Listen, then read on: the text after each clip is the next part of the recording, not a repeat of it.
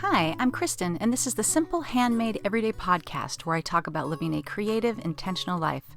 I like to chat about quilting, sometimes knitting, what I'm reading and watching, and a little bit about keeping a cozy, organized home. I've got my cup of tea in hand, so let's settle in for a chat. This is episode 25.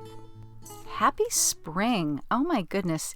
Does it seem like spring where you are? Because here in Southern California, spring has sprung. As a matter of fact, a lot of days it seems like summer, which is not exactly a bad thing.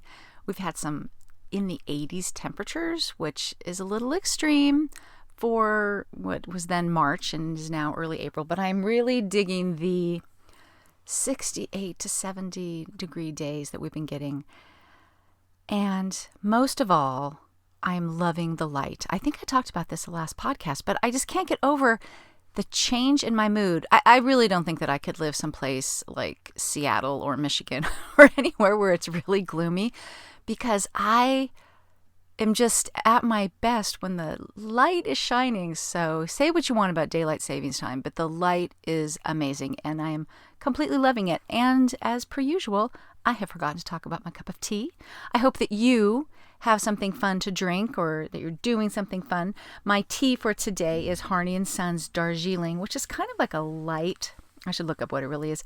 It's like a lighter black tea, and I love it. I love it. It's just, I talk a lot about how I really drink too much caffeine and it makes me a little jittery, so I think this is a little lower on the caffeine scale, and I'm loving my Darjeeling. I hope that you've got something fun to drink too. So let's get back to spring. Loving the light. I'm feeling super guilty about the fact that we have not gotten out into the yard to start doing our, the weeding and getting that all kind of set to go for spring and summer. There's a lot of replanting and cleaning up. We kind of, even in California, we kind of put the backyard to bed. It still stays green and stuff, but it's really a mess. And Chloe's birthday is at the end of March. She just turned 21. What? Yes, 21. We'll talk about that more in a little bit. But when she was younger and we would have like little birthday parties here, it was always the perfect impetus to get the backyard cleaned up because they were, we'd get the little bouncy house in the backyard and all that. But there's no need to do that now. And so we definitely push. And so what happens is then we don't end up planting like tomatoes till like end of April or May, and then inevitably every single year the garden is hitting its height when we go on vacation. And that will probably happen this year. I don't even know exactly what we're going to plant in the garden because I've told you before, I bought this bag from Costco of bulbs to create a cutting garden. I bought it very with stars in my eyes, very aspirationally in January, and because it said you could plant between January and March. It's April and they're still sitting in the bag. Now my excuse is part of it is because we had a very wet winter and you just could not dig. And then the kids came home and then it's like not really what I want to do on the weekend, and we have to clean, really weed and feed the garden before we can really plant it. So I'm not sure what to do. I'm not sure if I should abandon it and just call it $20 down the drain. I probably won't do that. I'll just plant them late and see what happens. But in the meantime, we actually are having our soil tested. We did this years ago when we first moved in, and I was all obsessed with the PBS show Gardening Naturally. And they talk about getting your soil tested so that you know like what you need to put back into it, because we were using a lot of organic fertilizers. And so we did that. We have not done it since. So it's been 23 years since we've had the soil tested. Now, the garden soil is the best soil in the yard because we do put a lot of organic matter in it. This is not a gardening podcast, by the way. Sorry about this. But let me just say, it's for the most part good soil, but it's a small space and we grow tomatoes and peppers almost every year, and they take the same things out of the soil. So we've not had some great years lately, even though we've been trying to put the good stuff back in the soil. So we ordered a soil test online, and I sent that dirt off in the mail.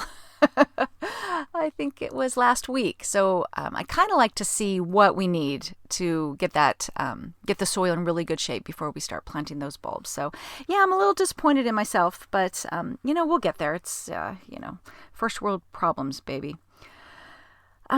So yeah, it was spring break for both of my kids last week, which was great. Oh my gosh, I gotta say, as much as I lament not being the mom of young kids, I love parenting older kids. I can't even say teens. Chloe's 21 and well, the other two are in the last leg of their teenage years. But man, I really do. So the first few days it was really chill. I still needed to work. I was really trying to knock out some client projects early on in the week, so I could really kind of take the latter part of the week off. And so I'm home. I'm just in the living room, which is like my office, the front room. And I just kind of let the kids alone, which honestly, I think they really appreciated, especially my college kids. They're used to basically living on their own. They don't need their mom to entertain them or anything. But I will tell you that even with my kids this age, like I want to take time off when they're home. I want to do stuff with them. I feel like I need to be available in the afternoon, even if I'm just there. I don't know. It's weird. It's my mommy hang up, but I pretty much left them alone. And there was a lot of sleeping in for one. I do this in the summer too. I will get up early and work. I'll start work like at 7 a.m. so that I can hopefully have it wrapped up by noon, which I did not for a few days there, but there's a lot of sleeping in. There was a lot of laying around in pajamas, staring at screens. Chloe read 5 books. The boys like would lay around, go outside, shoot hoops. There were naps. There were taking the dog for a walk. It was just, just no responsibilities. So that was, I think, a good first few days. And then we are not people that go on vacation during spring break, because I think we're homebodies and we kind of it's a time to just chill out. But I did have to just recognize the fact that this is the only spring break over a 7-year period that did not include college visits. So for the 4 years before this spring break, there were 2 years of Chloe, one checking out colleges, one going back to make your final decision. And then the next year was Jonah checking out colleges. The next year after last year was checking them out again to make the final decision. We have this year off. And then next year will be Ben's turn to check them out. It'll be 2 more years. So it was really nice to actually not have anything to do. Now, it is a little hard when you find out that people are going to Mexico or on a cruise or whatever. And you think, oh, we're such losers. We just stay home. But you know what? I think we're all kind of happy just to stay home and we take other vacations. But I did drag them out of the house one day and we just went down to the beach.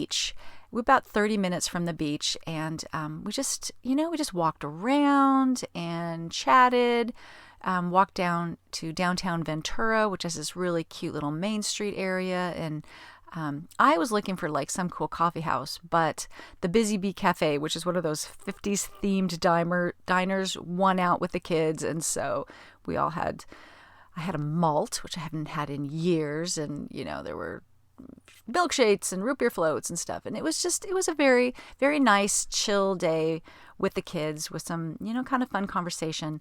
And then the next day was Chloe's birthday, 21. And we went to the LA County Museum of Art, which was her choice. I haven't been there in ages, but it was wonderful. I mean, I really enjoyed it. It cost a fortune to get in. I didn't remember that museums cost so much. It cost us like $100 to get in. But, truth be told, I don't think the boys loved it, but I secretly have that smug mommy feeling of, I am forcing you to look at art and someday you will appreciate this. But it was fun. So they have an exhibition there from the artist Charles White, who was amazing. This man mastered so many different styles of art. He was just truly a wonder. So that was very cool. But the one thing that I have to say, the only things I really took pictures of was modern art. And I took pictures with the view of these would make really good modern quilts. And, I just keep talking about making quilts with solids and more improvisational and a little bit funky. And those were the pictures that I took of paintings that were like that. So, clearly this is something that I need to explore and I keep not exploring. So anyway, so that was great. And now everyone's back to real life and back to school in the last quarter before the college kids come home and new internships, and it's all good. And thank you, Fat Quarter Shop, for sponsoring this episode of the Simple Handmade Everyday Podcast. Fat Quarter Shop is a one-stop show for quilting fabrics and supplies for quilters around the world. They stock quilt shop quality fabrics, pre-cuts, quilt kits, patterns, and notions. And did you know that they now carry cross-stitch supplies? They are always coming up with exciting new exclusives, clubs, and quilt-along programs. Join Fat Quarter Shop for the 12th Annual Designer Mystery Block of the Month Club. The club features the collection Orchard by April Rosenthal and begins in June. Fat Quarter Shop carries all major brands like Moda, Riley Blake, Wyndham, Robert Kaufman, and Art Gallery with the largest selection of fat quarter bundles ever. Whatever fabric, pattern, or notion you're looking for, chances are they'll have it. Visit them at fatquartershop.com. I'll put a link in the show notes. Let's talk about some quilting. We finished up the hand-pieced quilt-along. Well, mostly. All the tutorials are out, all the instructions. At this point, people have until the end of April to link up their finished quilt top, the flimsy, how I love that word, for the grand prize link-ups. And there's 4 grand prizes. Can I remember them off the top of my head? There's a Fat Quarter Shop gift card, like $50, a really good one, a super nice daylight lamp, and what we call a hand piecing toolkit, which is just a whole lot of different tools, rotary cutters and needles and cutting mats and just all kinds of thimbles, all kinds of really cool things like that. And then Aurifil has the 4th prize of 2 really nice thread collections. They're putting together these collections that are really cool. One is called Calm, and it's like 4 or 5, probably 5 80 weight, which I'm in love with 80 weight thread for hand sewing. And they're all these really pretty neutrals, like a very calm color palette. And then the other one is a collection of 50 weight thread, and it's called the Necessities line. And again, it's so beautifully curated because it's a lot of neutrals, and I think maybe there's a black in there. It's like exactly the stuff that, I'm sure they're best sellers that people really use, because not everybody really needs lime green every day, right? So it's pretty cool. So I have started to hand quilt my hand piece quilt along. The first one that I made with the American Jane fabrics, and I did the quilt along with everyone else using the Riley Blake's B Basics line, and it's a rainbowish colorway. And oh my gosh, I just cannot tell you how much I have loved how that has come out. I did like a rainbow color wash. It's really fun. I still need to put the sashing on that one, but I did finish all the blocks, which is nice. But I wanted to turn my attention to hand quilting. A lot of people, I think, really wanted us to continue this into a hand quilting quilt along, but I feel a little unqualified to talk too much about hand quilting. I am putting together a blog post with some hand quilting resources that are not my own, but have helped me. So a while back, I hand pieced a back to it, to this quilt, and I'm using some batting from the Warm company that has like no scrim in it, which is really good for hand quilting because the needle really goes through it easily. And so that's all good. And I looked up a YouTube video on how to thread baste the quilt, which is a more traditional method. I feel like oddly compelled to do things with traditional methods, but I do like the idea of thread basting it, because if you're going to use a hoop, and I'm not at all sure I am going to use a hoop, because the hoop that I have, I think, is really too big. This is a pretty small quilt. It's like 24 inches or something square.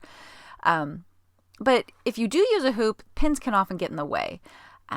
So it's been thread basted for months, and I think I already dragged you through that I didn't know how I wanted to hand quilt it. I finally decided that I wanted to do a Baptist fan design on it, and I looked up Baptist fan stencils on Amazon, and I found one that was very reasonably priced. They would not ship it to California. It was the weirdest thing. So then when I went to the Road to California show, there was a booth that had stencils. And so I found one, he actually the guy that helped me made a little joke, said, "Do you have a Baptist fan?" And he said, "Yes, it's right over here next to the Presbyterian fan." Anyway, so it was the right size and everything, so I bought that. I told them about how I had tried to buy one from Amazon and they wouldn't let me have it.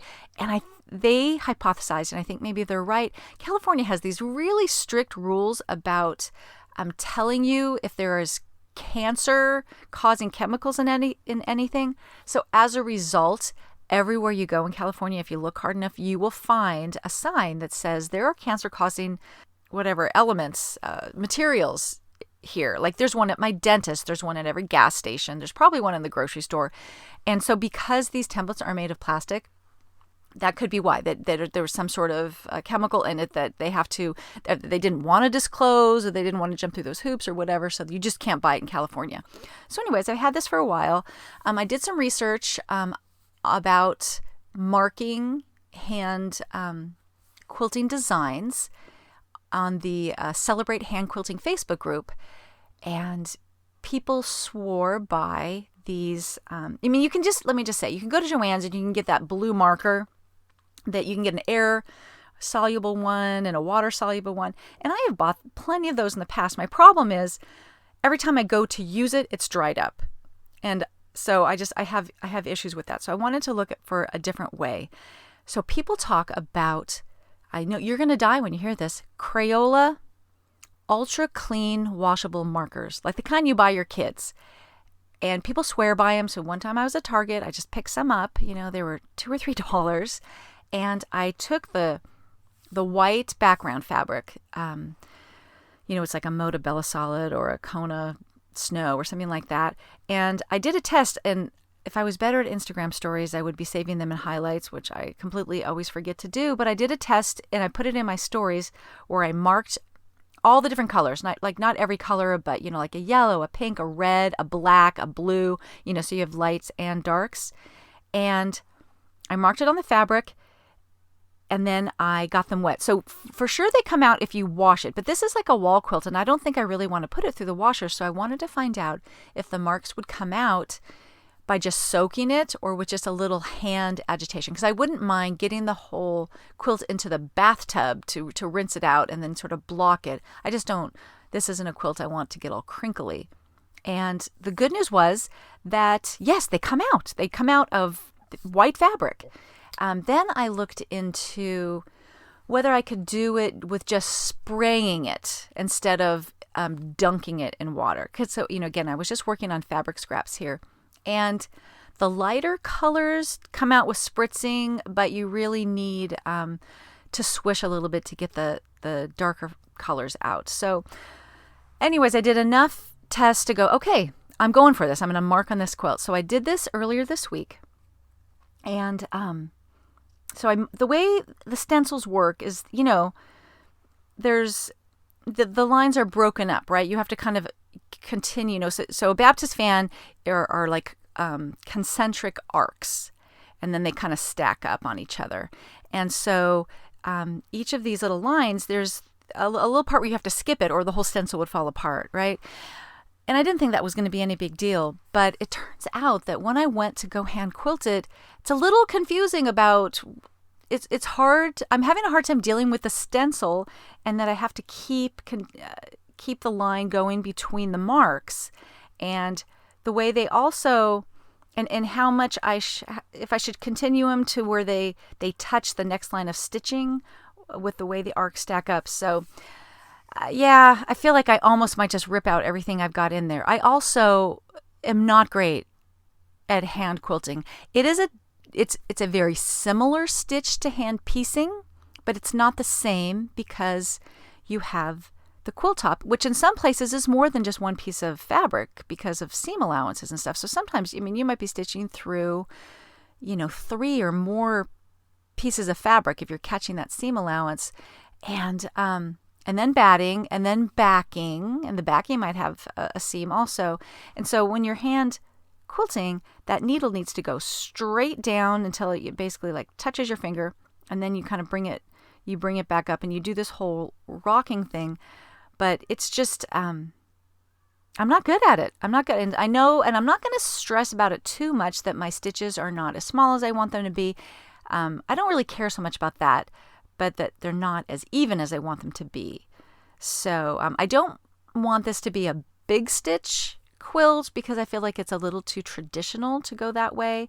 But yeah, so I need some practice on the hand quilting, and I do not mind that I see the progression in this quilt top, but I do need to work out how to really join up these designs. I also started in the corner and in the bottom right corner, and I did not mark the stencil on the entire quilt. And I think maybe I should, because I think I really need to start in the center of the quilt like you would do. I don't know that it's a great idea that I'm starting in the bottom right corner, but I didn't really have the nerve to mark the whole quilt, and I think I need to get over that. I need to mark the whole quilt, and I should start in the center and work out. So thanks. I just kind of worked that out mentally. Wow, I'm 21 minutes in, and all I've done is talk about the hand quilting. So what else have I been working on here? I should also mention that the thread that I'm using is Aurifil 28 weight, the color 2000. I don't know why I ordered 2000 instead of a 2311, which is my favorite color. 2000's a little more golden, but it actually looks perfect here. And I tried a few different weights. I tried 40, I tried 28, and I tried 12.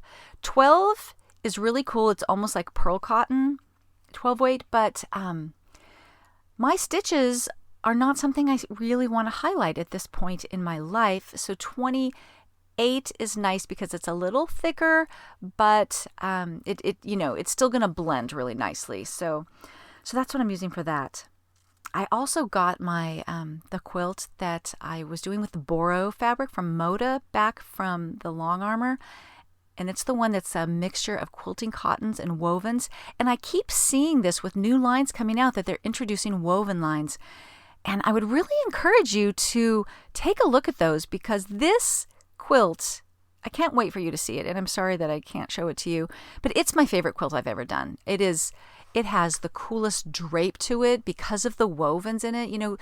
Quilting cotton can be a little bit stiffer. I mean, it does soften up as you wash it, but some of these wovens, they're just so drapey that it feels incredible. All my kids have sort of said, yeah, this is my favorite quilt that you've ever done. So that will it'll be out in a magazine not till the fall. It's like the winter edition, so it'll be a while, but definitely check out this Boro line. It made a very cool, unusually textured quilt, and I love it.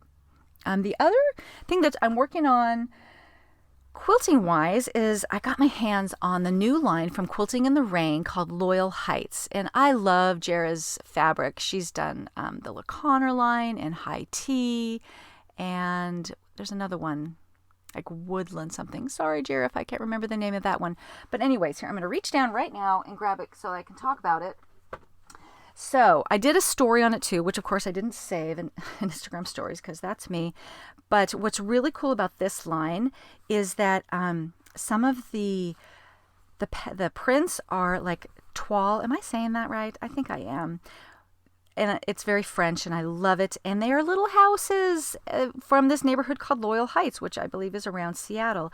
So it's a beautiful colorway with some aquas and mint greens and pinky peaches and reds, with sprinkled throughout the line are little touches of gold. And she's done this in a couple of her other lines, and I love it. I think La Conner, which had a very strawberry theme, had them as well. So I'm looking at this polka dot where every few polka dots is really a gold heart. They're tiny. It's super cute. And this other print that's okay, what are those? Cherries. I think they're cherries. And there's just little gold touches here and there on the fruits and on the leaves. So I'm working on a quilt design for this line. And I think I know what I'm going to do. I think I'm going to do an Irish chain quilt. And I got to be honest with you, I'm a little insecure about that. I've always wanted to do an Irish chain quilt because I love simplicity. And I think that is just like the ultimate in the simple, scrappy, beautiful, old-fashioned quilts. But I also feel like when someone sends me fabric, I should do something really big and spectacular. but I'm not a big and spectacular quilter. And I just keep saying, stop with the comparison trap.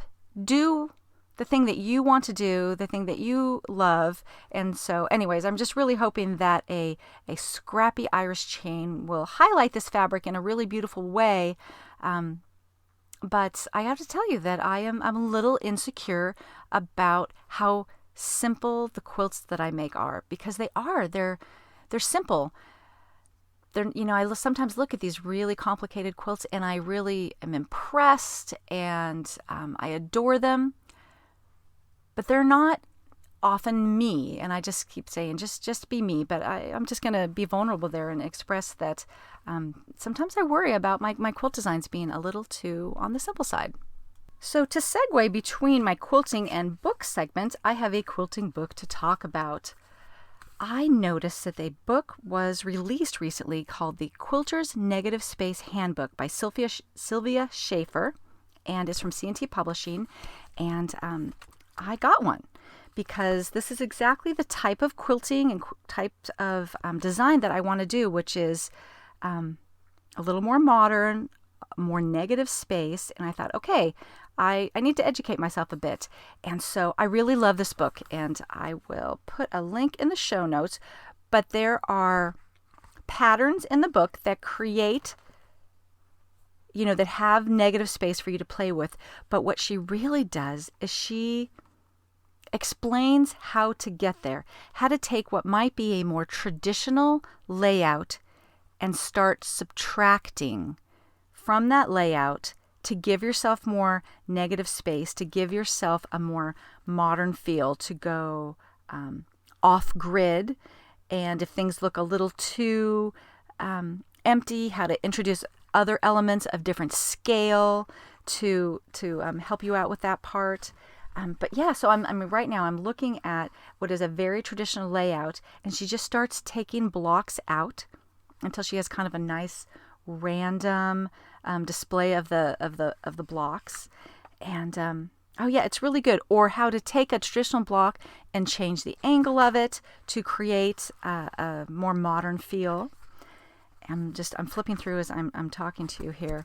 But yeah, here is an example of, oh no, I lost the page, of a churn dash block. Like how much more traditional can you get than a churn dash block, but how to set it and how to create some space and to make it a little bit more modern and to, get that negative space that you can really have some fun quilting with. So check out the Quilter's Negative Space Handbook. I really want to dive in and I really kind of enjoy working my way through a book, because you can, how often do we just buy books and kind of look through them and put them on our shelves and never do anything with it? So I really want to work through some of the exercises and the patterns that she has in this book. The other book that I want to talk about, I mentioned in the last podcast, and it's called Dwelling: Simple Ways to Nourish Your Home, Body, and Soul. It's by Melissa Michaels, who has the beautiful blog, The Inspired Room. She's written a number of books, and they all have this very beautiful look. As a matter of fact, this morning when I was on Instagram, I happened to see the person who did all the watercolors for this book said, "Oh, my watercolors are in this book that just launched." And so I had to start following her because she does beautiful, beautiful illustrations.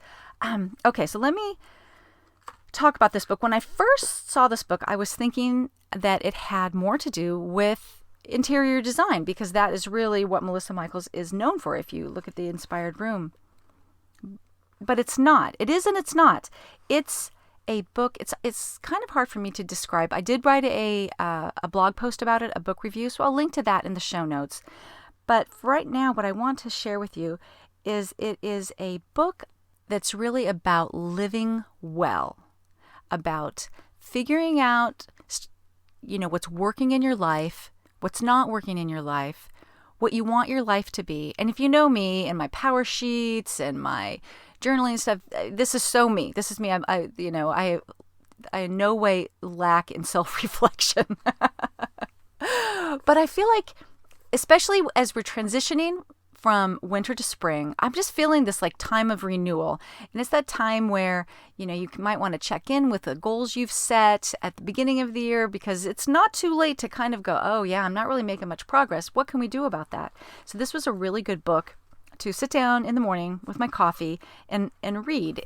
And so I think I went through the chapter names last time, but I kind of, in some ways, want to do that again. There's chapters called Well-Being and Sanctuary and Loveliness and Savoring.